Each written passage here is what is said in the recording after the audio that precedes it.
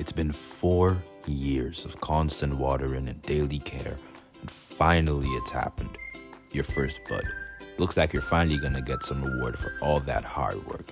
But wait, you kinda want more. I mean, a whole army of fruit and trees doesn't sound too bad. However, you forgot to plant more trees, and you kinda do not want to wait another 4 years for all that to happen. What if I told you that you can? What if there was a propagation method so effective that it basically allows you to duplicate that one tree?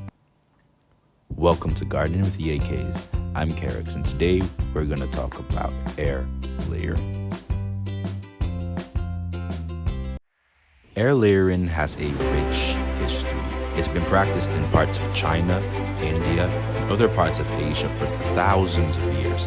It was also practiced by the ancient Egyptians and Greeks. I mean, the fact alone that ancient civilizations were able to discover this amazing propagation method is mind-blowing. But what is air layering? In simple terms, it is a propagation technique that convinces a part of a branch from an existing tree to develop its own roots while still attached to the parent plant. And when this happens, you can actually cut off the rooted section of the branch and plant it independently, effectively creating a new plant that retains not only the characteristics, but also the maturity of the original plant. And this means that if a parent tree has the ability to bear fruit, so can the air layered stem cutting. And that makes it possible to skip the long, excruciating years of waiting while you churn out trees like no man's business. Until you run out of stems to cut, of course. So what's the process? How do you go about air layering? You can follow along with us as we do this for a branch on one of our guava trees. So you're going to want to start by picking a branch. Any branch that's the thickness in the video should be good enough. Now you're going to want to make a 1-inch cut around the branch. And then when you're done, you're going to want to slowly remove the bark to expose the cambium layer. It's basically the layer right below the bark. Try not to overthink it. Now, when you've done this, you're going to want to cover this area with aloe vera or something to disinfect. Now, we do this because on our farm, we use a mixture of manure and soil to grow our roots. However, you can decide to use falgum moss if you desire. But whatever you decide to use, it has to be moist. Now, when you're done, you're going to want to secure your mixture with a plastic wrap. Now, you can use a cup or a bottle for this procedure, but you're going to want to try and ensure that it's see-through so that you can know when the roots are ready or if roots have actually formed.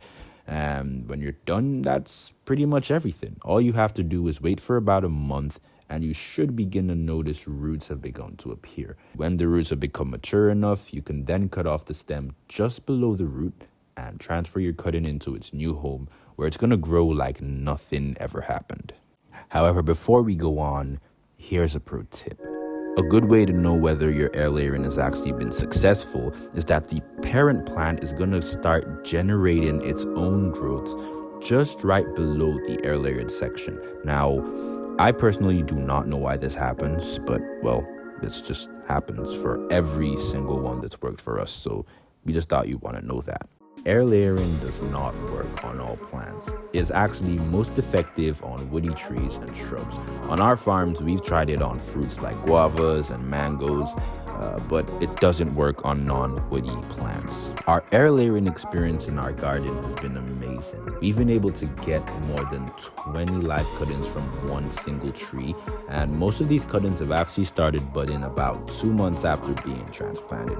I mean, yes, there have been that 1 or 2 ones that didn't grow for whatever reason, but believe me when I tell you that this method is amazing. It is a go-to on our farm.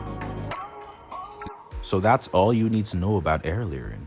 If you're ever interested in launching your project to the next level or having potted fruit and trees in your backyard in absolutely no time, air layering might just be the method for you. And who knows, it may just grow on you.